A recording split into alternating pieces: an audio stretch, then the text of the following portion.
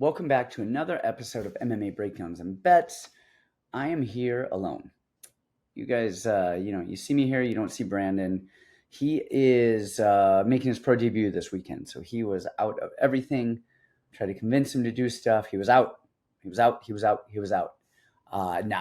He's just getting ready for his fight. So he's in Wisconsin with our producer Kamuela Kirk. So I am here alone doing a last minute late pod on UFC Fight Night Vegas. Brendan Allen, Paul Craig is our main event of that. Man, I've struggled to get this out all week. I've been trying to record. I've been busy. I've been doing stuff. Brandon's been out. Kamuela's been out. I've got JSP fighting the UFC this weekend. I've got somebody fighting Friday in LFA, Cedric Catalba. And then I've got Brandon, of course, fighting on Sunday. So busy week for me. I don't really know if that's why I'm doing this late or not. I just could not get myself up and about to put this out. So I'm here now. I'm here. And that's all that matters, right? Better late than never. Last week was kind of weird. It was an amazing pay-per-view card. Some of the dogs ended up doing well, but not as well as I think everybody thought. I think there was a lot of really close fights. And I think a lot of lines a lot of fights were lined really closely. But generally, the favorites won. We saw Jessica Andrade, of course, get the big upset over Mackenzie Dern. A couple others, out there. I thought, I don't know, the Tabitha Ricci fight was close. I think she could have won that fight. I think she should have kicked more. I thought she really could have stolen rounds 1 and round 2 with those drops. But I think if she had kicked more instead of tried to box so much with Loopy, like she did actually in her last fight, I think she probably would have ended up getting that nod. A lot of close fights, a lot of really fun fights. And I believe that entire card, I don't think anything on the main card ended up going to a decision. I think they're all finishes there, which is pretty rare, but a lot of fun. Pereira got the win. I think that's probably the only main event I've ever called correctly. I feel like I get all main events wrong, but I thought Pereira is just so clean and he just doesn't mess up. And eventually I thought that was going to lead to something. And, fortunately it did. But let's get into this week's card. I'm not going to spend a lot of time on it. It's just me. I don't want to listen to myself speak too much. But before we go, please, subscribe to the channel. Please like us on YouTube. If you're listening on Spotify or iTunes, please, download or follow or subscribe, whatever you do there. I have Apple Podcasts. I still don't even know what the hell I follow. I think I follow the show there. So wherever you listen to us, please like, subscribe, and share. If you like us, share as well. And come join us on the Discord. We're on the Discord. All of our picks are there. We run it through Patreon. The link is in the show notes. And if you haven't bought my book, buy my book. Why not? Learn about me. I don't know. It's not that good. Don't buy it. Buy it. All right, let's get going. First, let's get a couple fights out of the way before we get crazy, because we know where we're going with some of these, and more so than what we know is where we're going is we know where I'm not going. And Lucy Petalova and Aline Perez. Yeah, you guys know I didn't film that. So I didn't film that. I mean, Lucy Petalova is Pudilova is 3-6 in the UFC, and Aline Perez is twerking on her Instagram all the time. So do with that what you will. Didn't tape it. Don't care about it. Other one I didn't tape is Amanda Ribas and Luana Pinheiro. Luana has a record. She's 11-1. Ribas fought good people. I mean, she ran into a wall of Macy Barber in her last fight, but she's solid. She's actually very good. She's very athletic. We were supposed to fight her with Tracy Cortez. Some medical issues with Tracy forced her off that fight. But there's that. And then the last one I didn't tape just because some things got switched around. Whoa, there's actually a couple things I'm seeing over here that got switched around. So don't hate me, you guys. But I didn't tape a few of these things. The Euros Medic, Mick Tech Beck Oralbay. Jeez, like I can't even say that once fast.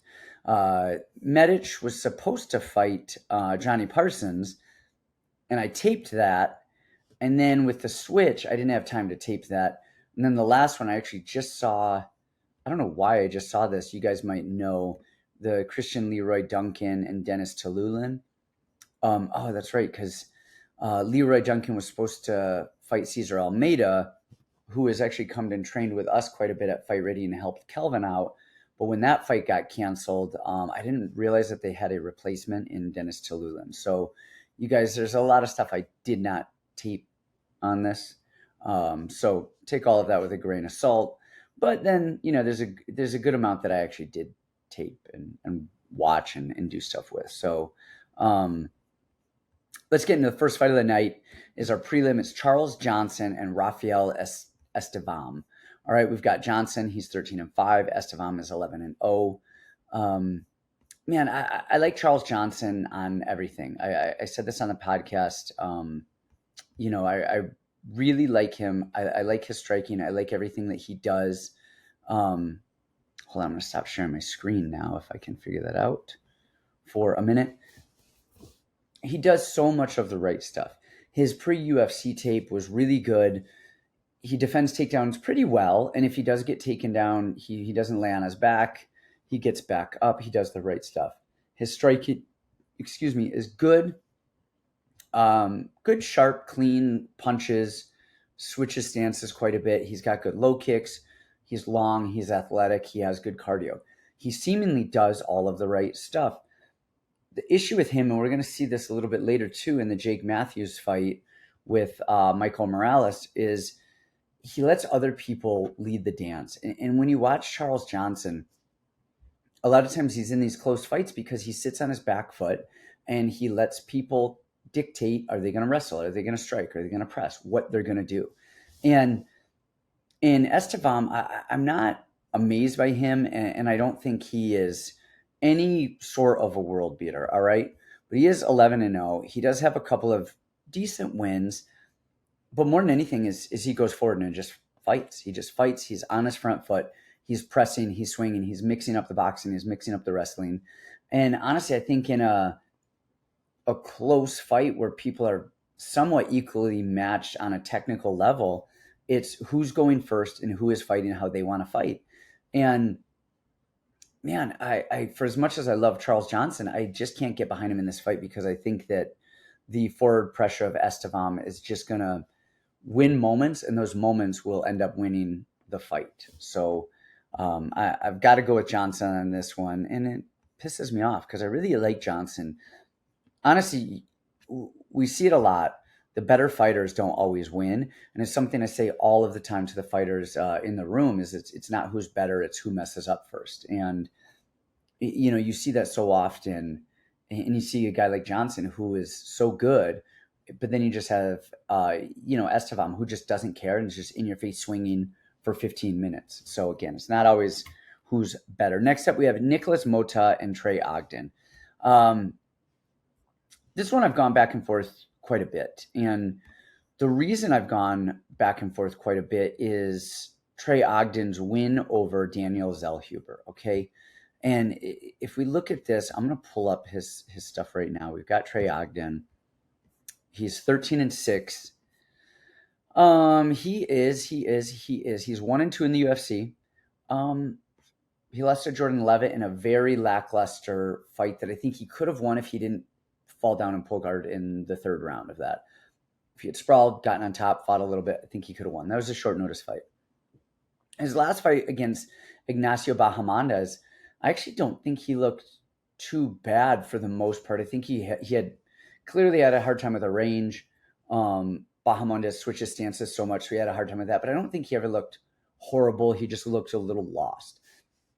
The real fight that I keep going on is the Daniel Zellhuber fight. And Trey Ogden just looked really good. And then we have Nicholas Mota, who is not amazing. He's one of those guys who's really good but finds a way to lose. We saw him with that Manny Torres fight and then in the Jim Miller fight. And that Manny Torres fight, first of all, he's tall and long and does a lot of stuff really well. And he just came in opposite stance with that big elbow and just flatlined Mota. And we saw him in the Jim Miller fight. That was kind of a last-minute fight. And he was a replacement, comes in, ends up getting hit by Miller, who's done so well late in his career. It's just kind of weird. And then he's got the win over Cameron Van Camp, which is Cameron Van Camp, but he has beautiful left hook. He has beautiful tight boxing. I like Mota. He's somewhat underwhelming sometimes in these things. He's one of those guys who's so good but can find a way to lose somehow. And then on the other side, you have Trey Ogden, who's really good and has that beautiful win over Daniel Zellhuber. And then, of course, we has some weird losses because of a short notice fight and then fighting somebody really tall. Here's where I'm going with this, is I think Mota wins it. And I think Mota, first of all, that Trey Ogden win was when James Krause was with Ogden, and he was probably just in his ass, yelling, screaming, going, and just motivating and had that game plan for him. I don't think he's going to be cornering Trey Ogden anytime soon. And I think that matters. I think Trey runs his own gym, teaches jiu-jitsu, and at that point, you need somebody to scream at you. You need a head coach. But really, I think we're overvaluing that Ogden win over Daniel Zellhuber, because I think Daniel Zellhuber just freaked out. And I think he didn't show up that day. And I think Trey Ogden looked great, and I think he had the fight of a lifetime. But I think that win was more of Daniel Zellhuber letting the lights get to him and kind of panicking than it was Trey Ogden looking amazing. And I hate to take credit away from him or anything, but I like Mota. I like the stuff that he does. Man, in Trey Ogden, I think he thinks he's more of a striker than he is. If he would shoot and wrestle Mota a little bit more, I might like him a little bit better here. But I think he's going to try and stand up the whole time. And I think Mota is a little faster, a little crisper, and hits a little bit harder and just has a little bit more hate in his heart. So that's what I have there. Let us move along. What do we have? We have Lucy Pudilova and Aline Perez, which we know where we're at. And then we have Lucas Alexander and Jaka Saragai. Saragu. Man, I have Siri yelling at me now. So, yeah. Brandon tried to do that last time if you guys were watching. I just did it to myself right now. Stupid. We have Lucas Alexander, who is pretty good. He really is decent everywhere. In his last fight against Steven Peterson, he looked really clean. He really did. Brito, of course, he took him out fast. Shot in, took him down, choked him out. I mean, and that was smart of Brito because he knew what a dangerous striker he was. And then on the other side, we have Saragai, who, when he was fighting for the road to the UFC finals, I thought he was the better fighter there, but he was small. And I think he looked good, and then he got taken down and just beat up. And he defended some takedowns well in the first round and everything. And then whoever the hell he fought, what's his name, just got beat up. Jubilee. Jubilee got the ground, takedown, whatever. But even at 45, man, he's dropping down. I think he's too small at 45. I think he should be a 35er. Then you get a guy like that who isn't training years and years and years with the best guys in the game, fighting a guy like Lucas Alexander. Give me that clean striking of Alexander, the aggressiveness. He's just a tough son of a bitch, and he won't die. And I think he's just overall the better fighter. So I think this is a really hard first fight for Sergey. And I like Lucas Alexander here. I don't think there's too much to go on over this. I guess before we go on further, let's look at odds. I mean, Lucas Alexander's minus 550. There's that. Nicholas Mota is minus 134, where Trey Ogden is plus 112. So pretty close there. And then Charles Johnson and Rafael Estevam. Estevam's a minus 145. So I think that line is so close because I think the technical prowess of Johnson is what they're looking at. He is really good. Whereas Estevam is just like he's undefeated and he's there and he's going to swing and he's going to be in your face and try to win. So he's not a great wrestler, but he will press forward. Let me see. All right, moving well along. We've got who is next up in our little agenda here. Mick Parkin and Kayao Machado. And I am biased as shit here, so take what I'm saying with a very, very, very small grain of salt. Parkin is minus 350. Machado is plus 280. And I'm not biased because I like or don't like these guys. I met Machado. He was on one of the Contender Series. I think it was where Junior was fighting. So I met him, spent a little bit of time chatting with him because I really knew his coach, not his main coach, but Lance Gibson was down cornering him, and I know Lance with Lance Gibson Jr. and Julia Budd. They come down and train with us. Love those guys. Machado's super nice guy. He is actually tall and, well, I don't know about tall for a heavyweight, but he's a good frame for a heavyweight. He's loose and he's also fast, okay, in terms of like athletic, and he moves well.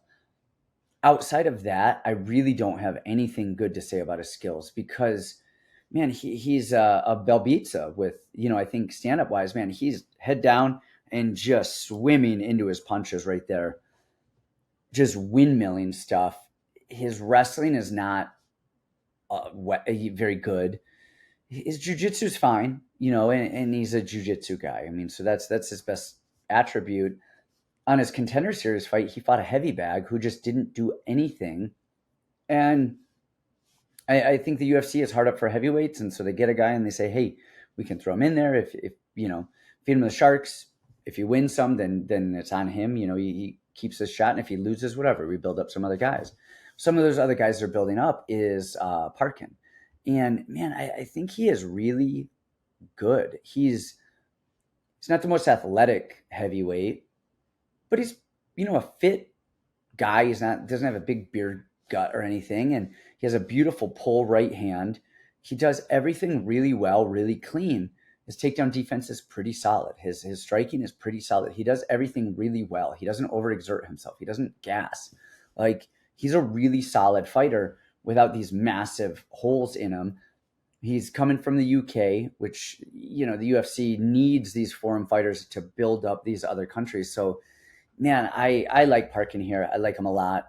I honestly don't see how Machado wins this. He doesn't have crazy power. He doesn't have anything that really wows me about him. And he's fighting a very, very good up-and-coming heavyweight. So give me Parkin all day. Minus money. I wouldn't even be surprised if it was in the distance. So next up, people. We've got Christian Leroy Duncan. You guys already know about that. And then we have Chad and Helliger, and we have Jose Johnson. All right. And let me pull these up. We've got and Helliger. I'm going to share my screen here with you guys again because it's just me. I'll give you guys something else to look at besides my ugly mug and my crooked nose. We've got in Helliger, he's 12-6. And we know in Helliger because he fought our guy, Haley Alatong. Alatong kind of had his way with him. I mean, that was just a pretty one-sided beating over there. He beat a tired Jesse Strader. And Strader's fine. He's just a tough guy who swings, and if he doesn't get that, then whatever. And of course, he's going to try and wrestle you. He gets tired. And then I thought and Helliger lost that Gaffarov fight on the Contender.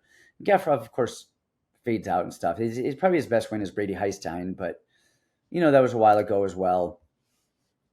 He's really narrow. He reads stuff well, but he ducks his head a lot, and that's going to be problematic against a really tall guy. He's got a really good guillotine, but that doesn't matter because Jose Johnson isn't really known to be a wrestler, shot guy, going to take him down. If he does, he's going to body lock him and take him down like that. So I don't really, think that jiu-jitsu, the guillotine, or anything is going to be coming to play. And then we've got Jose Johnson, who just beat Jack Cartwright. And, Cartwright is very decent. He's not amazing anywhere, but he's very decent. Got a win over Delaney Perry, who was 4-1, and then Mo Miller, who was 6-0.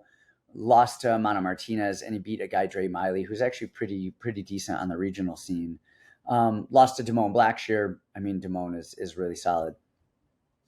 I think people sleep on Johnson's jiu-jitsu a little bit. I think it's not bad. His wrestling is not great. He's been working on it, but his jiu-jitsu is decent. But more than anything, he stays calm. He has really good cardio, and a lot of that cardio is he's just calm. He's really tall, firing long stuff. He's got good knees. I like Jose Johnson here. And I think this is kind of a loser goes home type of situation. And I think Johnson is the younger guy. I mean, we've got Anna Helliger's 36. Johnson's 28. He's a better striker. He's flashy. He does the better stuff. He's a little bit more entertaining. I think this is a good spot for Johnson to look good, in this fight here. So All right. Unsharing my screen. I keep going back and forth. Some of you guys are probably going to complain like I'm just going in and out of the share screen like crazy. Next up, after Anna Helliger, we've got our boy Jonathan Pierce and Joe Anderson, Brito. So I'm talking about like half the fights on the card over here because I've got Pierce coming up. Yeah, not saying anything about that. JP is hilarious with his weird JP-isms and sayings. And none of them make sense until you think about it. And then they all make sense. And then you're just confused at why you didn't get it beforehand. So JP's got 5-fight win streak. I'll be up there with him in his corner. Euros Medic, Oralbay. I'll talk about this a little bit.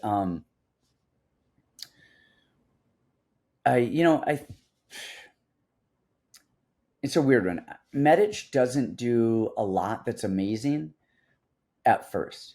And he kind of touches people. He's 9-1. What is his loss is a Jalen Turner, rear naked choke. There's no harm in that. Beat Matthew Semmelsberger, beat Omar Morales, Alon Cruz, some solid guys. He's not an amazing striker. I mean, he's fine. Everything is good. He's fine. Like he moves well. He's not swinging. He touches. What I like about Euros Medic is he adjusts so well. If you're to just watch him for shadow box for a minute or spar for a minute, or maybe even fight for say like 3 minutes, nothing would strike you as spectacular, but he makes really good adjustments against the people he's fighting in the moment as he's fighting. I think part of that is him. I think maybe it's part of it's coaching too. With Semmelsberger, we saw that Semmelsberger comes in and does a lot of stuff really well, man. And Medic would just find him. And he adjusted his kicks in that fight. Morales is the same thing, coming out hot, and he just takes his time and he finds these little moments and these little reads, and he just sticks to the plan and he makes these little adjustments.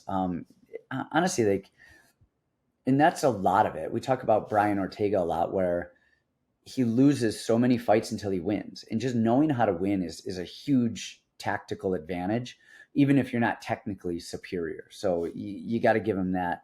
And then on the other side, we've got Miktaybek Oralbay, and he is fighting out of Kyrgyzstan. And we saw him recently murder Haywood Charles in LFA. It was round 2. Just really beat the brakes off of him in brutal fashion, found his uppercut, beat Jalen Fuller in LFA as well. He's 11-1. His one loss comes to a decision in ACA. So there's that. Man, without going too hard into this, I think Oralbay wins this. And I think his striking is getting better and he has good power there, but his wrestling is good. I think his wrestling is really good. I think he's going to take Medic down, and he does stay there. He'll hold on a little bit too much, and sometimes you'll see him kind of pushing on the leg to try and pass, which is risky against a good jiu-jitsu guy who's going to grab the wrist, slap up a triangle and everything. I don't think Medic is that guy. Oralbay just fought. I don't think cardio is going to be an issue. I think he's going to be ready to go. I think I take this with a small grain of salt, you guys, because I haven't seen enough tape on him or anything, but I think I like Oralbay to get the upset here by just swinging hard and getting takedowns, as long as he doesn't gas. So I say that, but watch the live bet. If it looks like he's dying because he adrenaline himself out, definitely, look for that live bet and keep that ready. Let me see the odds on that if they have them up right now. For me, they do not have those up yet on Bovada. I'm looking right there. I'm going to refresh, and they still don't have them anywhere. So I don't know what the odds are on that. So take this with a grain of salt. Next up, moving along. Man, I'm keeping this without Brandon here to ruin stuff and talk too much. I'm flying through these. Although it is much, maybe that's why I didn't want to do that. It's much more entertaining. It's hard to talk to yourself for this long. All right, Amanda Hebes, we already talked about that. Peyton Talbot, Nick Aguirre. Peyton Talbot's going to win this. Talbot, he is crazy. Some of you might have heard me tell this already. He fought my guy Junior Cortez in the Contender. And watching his tape, I was like, this dude just doesn't get tired. He just keeps going. Honestly, I felt bad for Junior going into this because it was another Christian Rodriguez who he had fought before, who's just so calm, who's got good wrestling, who has good striking, is just down to fight and won't get tired and is just right there in your face. I mean, so you get two of some of the tougher guys out of Contender Series in the bantamweight division, and that's who Junior is fighting here. And you know, he looked good. He won round one on all cards. And in round two, he looked good for about a minute, and then just kind of the gas tank went down because he was trying to put that gas pedal on so much. And we knew that he wasn't going to finish Talbot. And so we kind of knew, like, hey, he's got to win. He's going to win round one. He's probably going to lose round three. We've got to win enough of round two to win this fight. And he just didn't quite get enough of round two to win it. Valiant effort.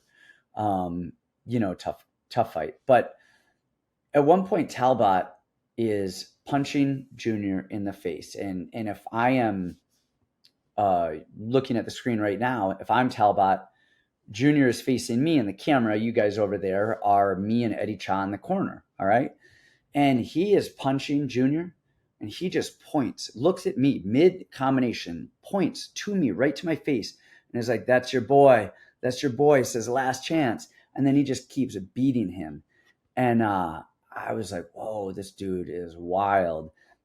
Did not care. Just he's marching Junior down, talking shit to him mid-fight. Like, come on. He's like, you ain't got it, boy. You ain't got it. This is your last chance. You already been here. You don't deserve it. And we're just like, whoa, like the kid just is game. He wears fishnets. You go on his Instagram. He's a strange fellow. Tough as shit fighter. A giri. Man, good luck to you. We saw Giri fighting Dan Argueta, and he looked good there. Argueta was taking him down.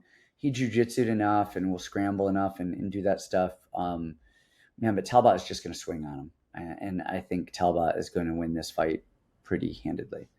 Next up, Jordan Levitt, Chase Hooper. Man, Jordan Levitt, I think I've probably always bet against him. And he's not bad, though, man. Both these guys are very stylistic fighters. They're grapplers. Jordan Levitt, his hands are not great, but he's down to throw. We saw him in his last fight. He would throw some heat. His last fight he won with knees, and he'll fight. His wrestling is pretty good, actually, and then his jiu-jitsu is good as well. I was rewatching his fight with Patty, and man, he's taking Patty down when Patty would get back up. He had such good cage control and head position. And people don't realize how important head position is when you're on the cage. If I'm trying to pin somebody on the cage, I want my head under their head, whether it's on their jaw or under their chin. Actually, I don't want to like drape it where I can get knee in the face, but I want my head and shoulders under their head and shoulders, which one I can pin them, but then they can't drop underneath me. When I'm on the cage, if somebody's head and shoulders are lower than mine, then I'm gonna have a hard time getting off of the cage. Just like in wrestling, I want my head lower than their head. I kind of want my head in their collarbone or in their chest or something. So as I'm shooting, it's an easier transition versus them being able to level change. Same thing in MMA. And Jordan Levitt did that really well. The real issue with Jordan Levitt is not his striking or his torquing, it's his cardio. The dude just gasses out. He goes so hard, so big on the send that he gasses out.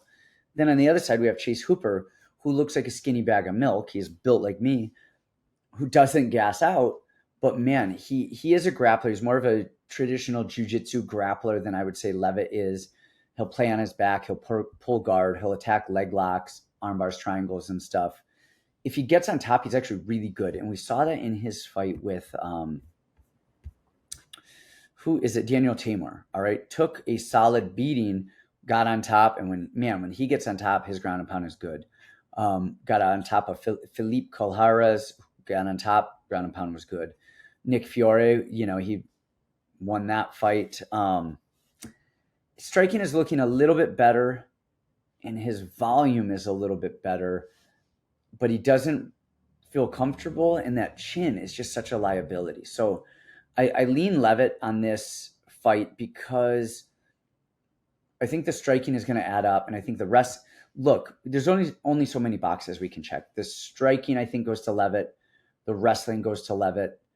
The physicality, I think, goes to Levitt. I actually give him a little bit of an edge in the straight grappling department, not in terms of like if they're rolling around or what they're doing. I think Chase Hooper is probably more technical, but in a cage with more wrestling and cage control, I kind of give that to Levitt. Cardio goes to Hooper. I don't know that Hooper is going to be able to get Levitt to expend all of that energy, because Levitt's either going to shoot in and expend a lot of energy trying to submit Hooper, which I don't think that either of these guys are going to submit each other, so it's kind of stupid. Or I think this turns into two grapplers who end up striking more. And if that's the case, I don't think Levitt is going to get as tired as you would picking Hooper up and slamming him, picking him up and slamming him. I think his cardio is going to be okay. And now it's just a striking match. And I think that the volume is going to go to Hooper. I think the power is going to go to Levitt. And I think the chin goes to Levitt. So if we're going box for box, I don't know what the tally is. Honestly, the tally could be Hooper at this point, but I'm going Levitt for the win here.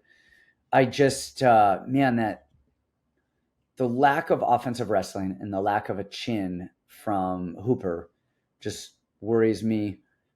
I think I've gone against Levitt on every single fight and watched. This is going to be the one where he finally just shits the bed. But all right, let's move along. We are not spending a ton of time here. How much time are we at so far? We're at 31 minutes with everything. I say 31, but your clock is probably going to say around 30 because I started a little before you. Co-main event, we have Jake Matthews and Michael Morales. And this is the other one. Man, Jake Matthews is good. He's 19-6, and he does so much stuff well.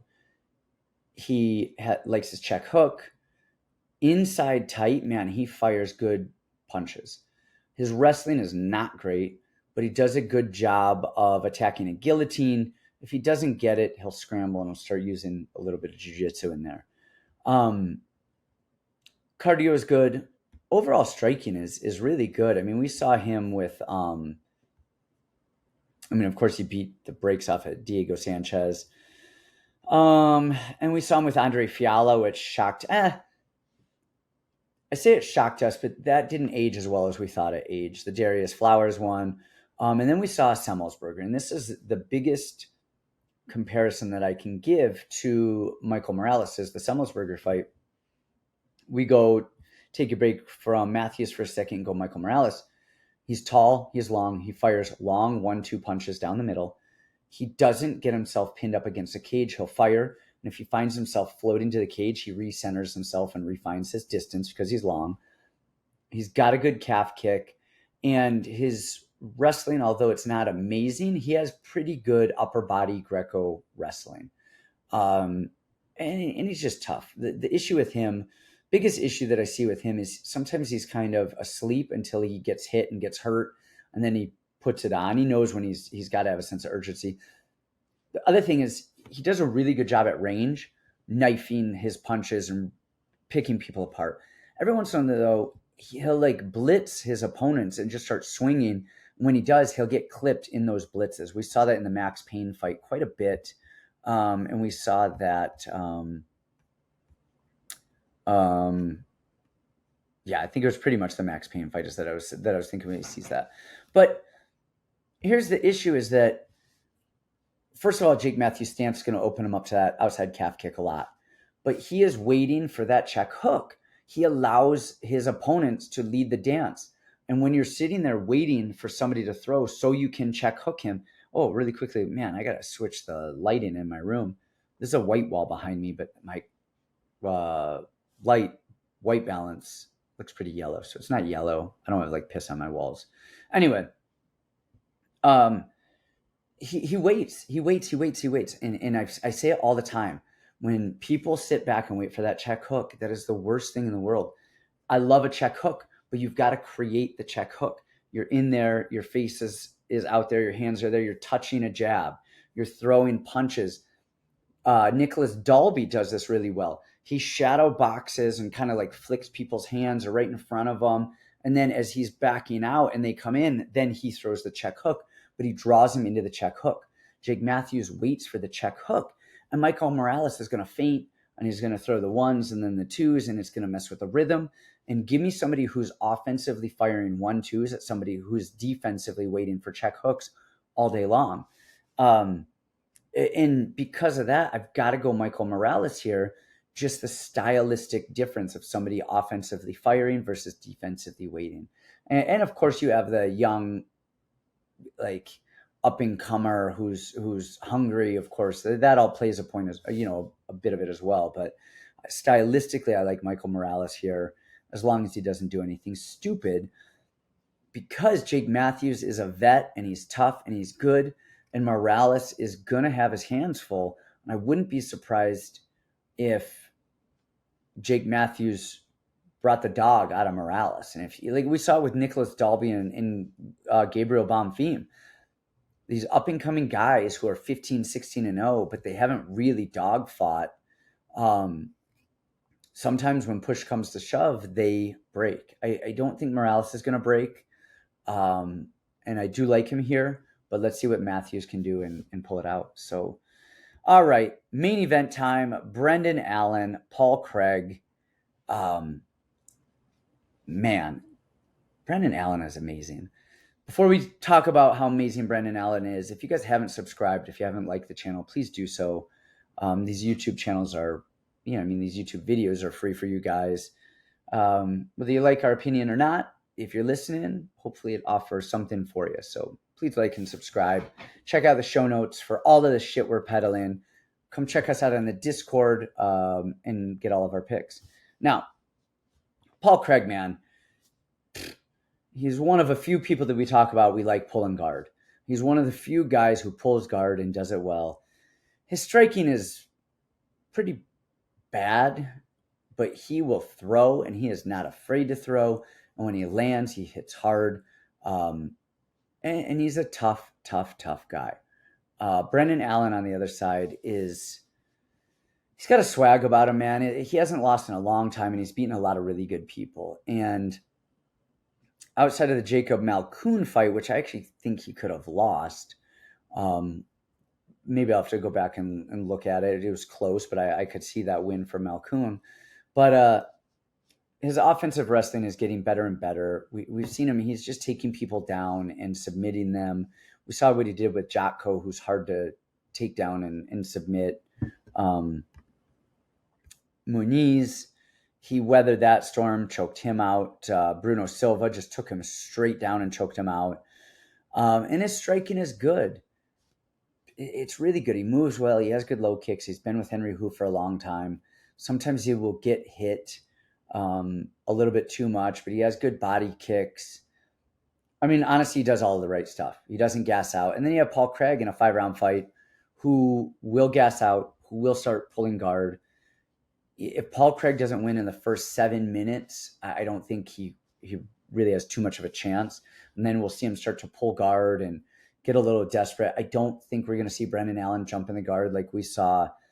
What the hell was it? Nikita Krylov. Just, beating him up, looking great, wouldn't step out of his guard. Paul Craig is down a weight class. He's at 185. And he is a big boy. He's 6'3". Brendan Allen is about, what is he, 6? They list him at 6'2", but I don't know if he is. I think Paul Craig is going to have a significant size and reach advantage. I don't know if that's really going to matter to Brendan Allen, who, man, he's that guy. He's that guy. I think if he wins this fight, you got to start talking about him at least for a title shot. He's won... how many in a row? Gosh. 1, 2, 3, 4, 5 in a row. His loss to Chris Curtis. And he looked bad in that loss. He looked a little panicked, and I've been very critical of that loss because I thought he had quit in him. And I think he's moved beyond that. I don't think we've seen really much bad out of Brendan Allen since then. So I've got Brendan Allen. I like Paul Craig. He's crazy. He comes with a war paint. Give me anybody who's painting their face for a way off. I mean, Braveheart and all. So B. Allen for the win. I don't think the fight is going the distance. I think somebody is getting finished.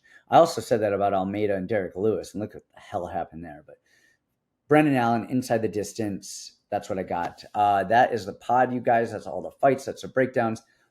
Check out Brandon Olivas this weekend on his pro debut. It's on Sunday, and that will be on UFC Fight Pass, and that's Anthony Pettis Fighting Championships will be that event.